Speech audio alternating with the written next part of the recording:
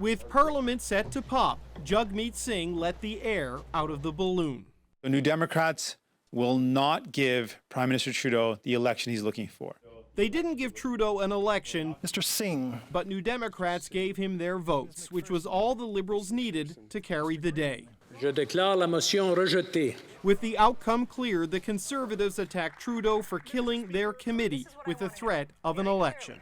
Did he consult with Dr. Theresa Tam about a federal election potentially spreading COVID-19? Will the Prime Minister admit he's willing to put his electoral fortunes ahead of the well-being of Canadians? The well-being of Canadians is what this government has been focused on since day one.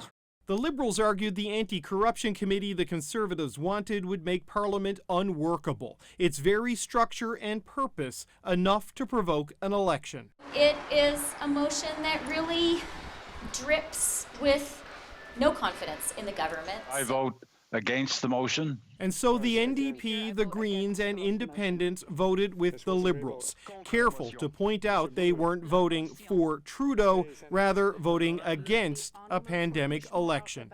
His arrogance, his entitlement in thinking that he doesn't have to answer questions, and he literally would plunge Canadians into an election during a pandemic.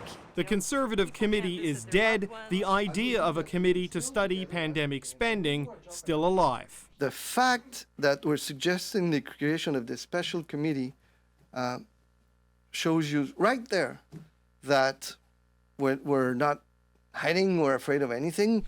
Making this a confidence vote was a power play by the Liberals. The Prime Minister got what he wanted without giving anything to the opposition.